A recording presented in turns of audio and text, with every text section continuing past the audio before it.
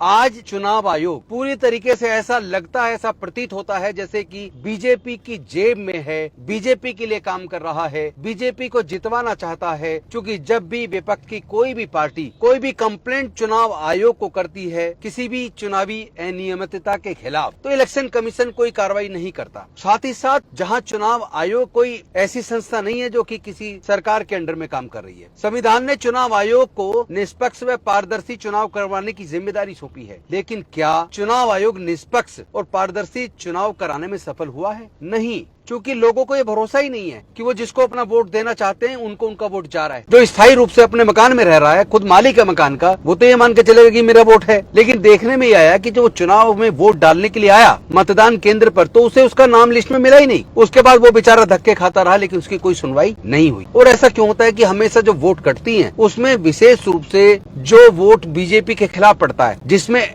विशेष रूप से SC, ST, OBC और माइनॉरिटी का वोट, उसी का वोट कटता है। और इलेक्शन कमीशन निष्पक्ष चुनाव की बात करता है, लेकिन निष्पक्ष चुनाव होता कहाँ है? BLOs घर घर जाके प्रॉपर सर्वे नहीं करते। अपने घर पे बैठ के बीजेपी के लोग मैंने देखे हैं कई बार, उनके साथ मिल के काम करते हैं, जानबूझ के जहाँ से पिछली बार वोट बीजेपी को नहीं मिल के बड़ी संख्या में वोट कटवा देते हैं। इलेक्शन कमीशन थोड़ा गली गली जाके देख रहा है। इलेक्शन कमीशन की नियत ही नहीं है कि ईमानदारी का निष्पक्ष चुनाव हो। कल 9 जुलाई 2025 को बिहार बंद का आह्वान हम सब लोगों ने किया। पूरा का पूरा इंडिया गठबंधन कल बिहार बंद करने वाला है। और मैं तमाम साथियों से, विशेष रूप से तमाम वंचित वर्ग SC, ST, OBC, माइनॉरिटी के लोगों से ये निवेदन करता हूं कि कल बिहार बंद में आप जरूर शामिल हों।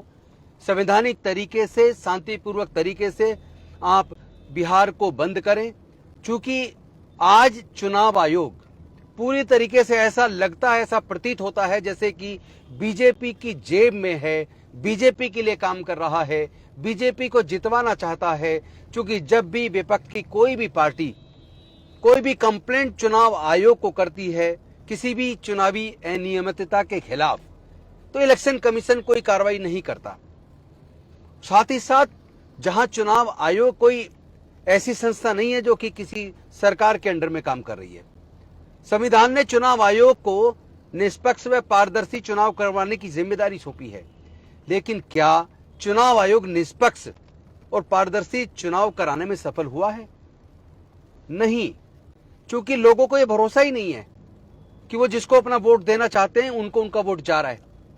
पिछले चुनाव में आप देख लीजिए, विधानसभा चुनाव में अनेकों प्रदेशों से ऐसी शिकायत आई और मैंने खुद दिल्ली में ऐसा एकदम नीचे ग्राउंड पे उतर के महसूस किया विधानसभा के चुनाव में, जहां अनेकों ऐसे लोग, हर विधानसभा में हजारों ऐसे लोग जो वोटर हैं वहीं पे स्थायी रूप से रहते हैं, लेकिन वोटर लिस्ट रिवीजन के नाम पे उनका वोट काट दिया गया और वो उनको पता न चला।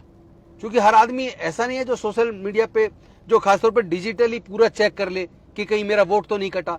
जिसने पिछली बार वोट डाला है, जो स्थायी रूप से अपने मकान में रह रहा है, खुद मालिक है मकान का, और वो वहां छोड़ के गया ही नहीं है, तो वो तो ये मान के चलेगा मैंने पिछली बार भी वोट डाला है, मैंने शिफ्ट तो किया नहीं कहीं।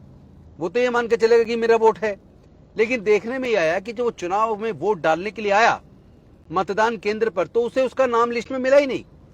उसके बाद वो बेचारा धक्के खाता रहा, लेकिन उसकी कोई सुनवाई नहीं हुई। ऐसा क्यों हो रहा है? किसके इशारे पे हो रहा है? और ऐसा क्यों होता है कि हमेशा जो वोट कटती हैं उसमें विशेष रूप से जो वोट बीजेपी के खिलाफ पड़ता है, जिसमें विशेष रूप से SC, ST, OBC और माइनॉरिटी का वोट, उसी का वोट कटता है। और इलेक्शन कमीशन निष्पक्ष चुनाव की बात करता है, लेकिन निष्पक्ष चुनाव होता कहां है? BLOs घर घर जाके प्रॉपर सर्वे नहीं करते। अपने घर पे बैठ के बीजेपी के लोग मैंने देखे हैं कई बार, उनके साथ मिल के काम करते हैं, जानबूझ के जहां से पिछली बार वोट बीजेपी को नहीं मिल के बड़ी संख्या में वोट कटवा देते हैं। इलेक्शन कमीशन थोड़ा गली गली जाके देख रहा है। इलेक्शन कमीशन की नियत ही नहीं है कि ईमानदारी का निष्पक्ष चुनाव हो। अन्यथा लोगों को इतना मौका तो मिलना चाहिए कि आप लोगों को जिनका वोट कटा है उनको एक नोटिस भेज दें उस एड्रेस पे, घर पे। जिनका वोट काट दिया आपने ये कह के कि वो यहां नहीं रहते, शिफ्ट कर गए या डेथ हो गई या कोई भी बहाना बना के जब कटता है, तो आप एक नोटिस उनके घर पे भेज दीजिए, ताकि अगर वो बंदा वहां रहता है तो जाके अपना कम से कम चुनाव आयोग के कार्यालय में जाके बताएगा कि मैं तो यहीं रहता हूं, मैं तो गए नहीं हूं, अपना वोट तो बनवा लेगा। अब बीएलओ कहां ईमानदारी से काम कर रहे होंगे, कौन किसके प्रभाव में हो, कौन किसको खरीद ले, क्या पता चलता है। जब बड़े बड़े लोग बिक रहे हैं, जब देश के प्रधानमंत्री जी बड़े उद्योगपति के लिए ठेके दिलवाने के लिए पूरी दुनिया में घूमते हैं, ऐसा मतलब अक्सर देखने में आया है कि वो कहीं गए उसके बाद ठेका मिल गया।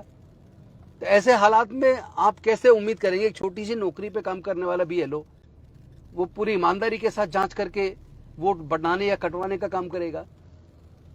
तो एक तरफ तो इस तरीके से वोट काटी जा रही है, ऊपर से लोगों को यह भरोसा ही नहीं बचा कि जिस मशीन से वो वोट डाल रहे हैं वो वोट जिसको डाल रहे हैं उसको जा रहा है। इलेक्शन कमीशन की साख पूरी तरीके से खतरे में है। आज देश के लोगों को, मतदाताओं को इलेक्शन कमीशन पे बिल्कुल भी भरोसा नहीं है। जब हम लोग प्रचार में जाते हैं, प्रचार करने चुनाव में, तो कई बार लोग कहते हैं जी हम तो आपको वोट देते हैं पर आप देख लीजिए चुनाव आयोग को, हमारा वोट आपको जाएगा या हमारी वोट की चोरी हो जाएगी। कैसे भरोसा दिलाएं वोटर को हम? ये काम तो इलेक्शन कमीशन का है। लोग तो मांग कर रहे हैं लगातार, जहां भी हम जाते हैं लोग हमसे मांग करते हैं जी आप ये मशीन हटवाइए, आप बैलेट पेपर से चुनाव करवाइए।